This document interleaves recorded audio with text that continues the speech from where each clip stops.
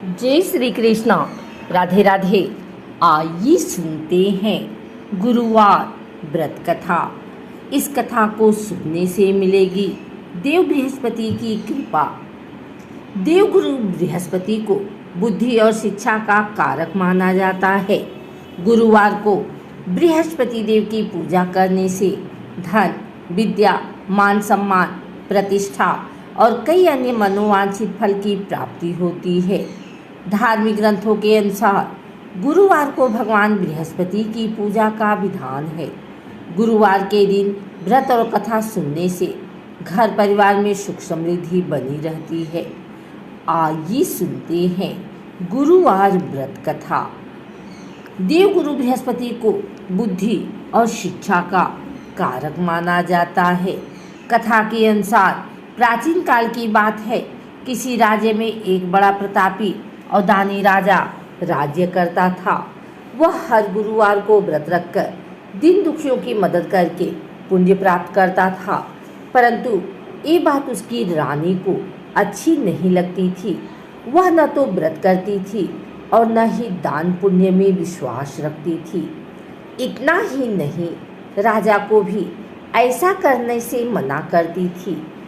एक समय की बात है, राजा शिकार खेलने के लिए बन गए। घर पर रानी और दासी थे। उसी समय गुरु बृहस्पति देव साधु का रूप धारण कर राजा के दरवाजे पर भिक्षा मांगने आए। साधु ने जब रानी से भिक्षा मांगी तो वह कहने लगी, हे साधु महाराज, मैं इस दान और पुण्य से तंग आ गई हूँ।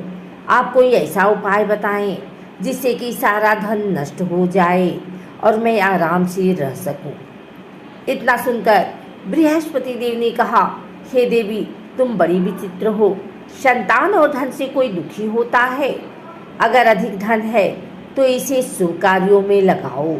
कुंवारी कन्याओं का विवाह कराओ, विद्यालय और बाग बगीचे का निर्माण कराओ, जिससे तुम्हारे दोनों लोग सुधरे। परंतु साधु की इन बात से रानी को खुशी नहीं हुई। उसने कहा कि मुझे ऐसी धन की आवश्यकता नहीं है जिसे मैं दान दूं और जिसे संभालने में मेरा सारा समय नष्ट हो जाए। तब साधु ने कहा, अगर तुम्हारी ऐसी इच्छा है तो मैं जैसा तुम्हें बताता हूँ तुम वैसा ही करना। गुरुवार के दिन तुम घर को गोबर से लीपना, अपने बालों को पीली मिट्टी से धोना, राजा से हजामत बनाने को कहना, भोजन में मांस मदिरा का प्रयोग करना, कपड़े धोबी के यहाँ धुलने देना। इस प्रकार 7 बृहस्पतिवार करने से तुम्हारा समस्त धन नष्ट हो जाएगा। इतना कहकर साधु के रूप में बृहस्पति देव अंतर ध्यान हो गए। साधु के अनुसार कई बातों को पूरा करते हुए रानी को केवल 3 बृहस्पतिवार ही बीते थे कि उसकी समस्त धन संपत्ति नष्ट हो गई। भोजन के लिए राजा का परिवार तरसने लगा। तब एक दिन राजा ने रानी से बोला कि हे रानी, तुम यहीं रहो, मैं दूसरे देश को जाता हूँ, क्योंकि यहाँ पर सभी लोग मुझे जानते हैं, इसलिए मैं कोई छोटा कार्य नहीं कर सकता। ऐसा कहकर राजा दूसरे देश को चला गया। वहाँ वह जंगल से लकड़ी काट कर लाता और शहर में बेचता। इस तरह वह अपना जीवन व्यतीत करने लगा। इधर राजा के परदेश जाते ही रानी और दासी दुखी रहने लगी। एक बार जब रानी और दासी को 7 दिन तक बिना भोजन के रहना पड़ा तो रानी ने अपनी दासी से कहा, हे दासी, पास ही की नगर में मेरी बहन रहती है, वह बड़ी धनवान है, तू उसके पास जा और कुछ ले आ ताकि थोड़े बहुत गुजर बसर हो जाए। दासी रानी की बहन के पास गई। उस दिन गुरुवार का दिन था और रानी की बहन उस समय बृहस्पतिवार का व्रत की कथा सुन रही थी। दासी ने रानी की बहन को अपनी रानी का संदेश दिया, लेकिन रानी की बड़ी बहन ने कोई उत्तर नहीं दिया। जब दासी को रानी की बहन से कोई उत्तर नहीं मिला तो वह बहुत दुखी हुई और उसे क्रोध भी आया। दासी ने वापस आकर रानी को सारी बात बता दी। ये सुनकर रानी ने अपने भाग्य को कोसा। उधर रानी की बहन ने सोचा कि मेरी बहन की दासी आई थी, परंतु मैं उससे नहीं बोली, इससे वह बहुत दुखी हुई होगी। कथा सुनकर और पूजा समाप्त करके वह अपनी बहन के घर आई और कहने लगी, ही बहन, मैं बृहस्पतिवार का व्रत कर रही थी। तुम्हारी दासी मेरे घर आई थी, परंतु जब तक कथा होती है तब तक न तो उठते हैं और न ही बोलते हैं, इसलिए मैं नहीं बोली। बताओ दासी क्यों आई थी? रानी बोली, बहन, तुमसे क्या छिपाऊं, हमारे घर में खाने तक को अनाज नहीं है। ऐसा कहते कहते रानी की आंखें भर आई। उसने दासी समेत पिछले 7 दिनों से भूखे रहने की पूरी बात अपने बहन को बता दी।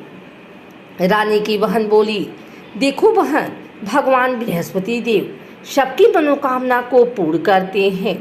देखो, शायद तुम्हारे घर में अनाज रखा हो। पहले तो रानी को विश्वास नहीं हुआ, पर बहन के आग्रह करने पर उसने अपने दासी को अंदर भेजा तो दासी को बड़ी हैरानी हुई। दासी रानी से कहने लगी, हे रानी, जब हमको भोजन नहीं मिलता तो हम व्रत ही तो करते हैं, इसलिए क्यों न इनसे व्रत और कथा की विधि पूछ ली जाए ताकि हम भी व्रत कर सकें। तब रानी ने अपनी बहन से बृहस्पति देव की कथा सुनाई और विधि बताई। बृहस्पतिवार व्रत के बारे में जब पूछा तब उसकी बहन ने बताया, बृहस्पतिवार के व्रत में चने की दाल और मुनक्का केले की जड़ में अर्पित करें तथा दीपक जलाएं, व्रत कथा सुने और पीला भोजन ही करें। इससे बृहस्पति देव और भगवान विष्णु प्रसन्न होते हैं। व्रत और पूजा की विधि बताकर रानी की बहन अपने घर को लौट गई। 7 दिन के बाद जब गुरुवार आया तो रानी और दासी ने व्रत रखा। वह घुड़साल में जाकर चना और गुड़ लेकर आई, फिर उससे केले की जड़ तथा विष्णु भगवान की पूजा की। अब पीला भोजन की चिंता को लेकर दोनों बहुत दुखी हुई। चूँकि उन्होंने व्रत रखा था, इसलिए बृहस्पति देव उनसे प्रसन्न थे। वह एक साधारण व्यक्ति के रूप में धारण कर 2 थालों में पीला भोजन दासी को दे गए। भोजन पाकर दासी प्रसन्न हुई और फिर रानी के साथ मिलकर भोजन ग्रहण किया। उसके बाद वह सभी गुरुवार को व्रत और पूजा करने लगी। बृहस्पति देव की कृपा से उनके पास फिर से धन संपत्ति आ गई, परंतु रानी फिर से पहले की तरह आलस्य करने लगी। तब दासी बोली, देखो रानी, तुम पहले भी इस प्रकार आलस्य करती थी, तुम्हें धन रखने में कष्ट होता था, इस कारण सभी धन नष्ट हो गया।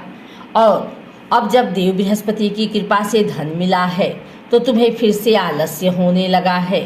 रानी को समझाते हुए दासी कहती है कि बड़ी मुसीबतों के बाद हमने ये धन पाया है, इसलिए हमें दान पुण्य करना चाहिए, भूखों को भोजन कराना चाहिए और धन को शुभ कार्यों में खर्च करना चाहिए। इससे तुम्हारे कुल का यश बढ़ेगा, स्वर्ग की प्राप्ति होगी और पितृ प्रसन्न होंगे। दासी की बात मानकर रानी अपना धन शुभ कार्यों में खर्च करने लगी। इससे पूरी नगर में उसका यश बढ़ने लगा। बृहस्पतिवार व्रत कथा के बाद श्रद्धा के साथ आरती करनी चाहिए। इसके बाद प्रसाद बांटकर उसे ग्रहण करना चाहिए।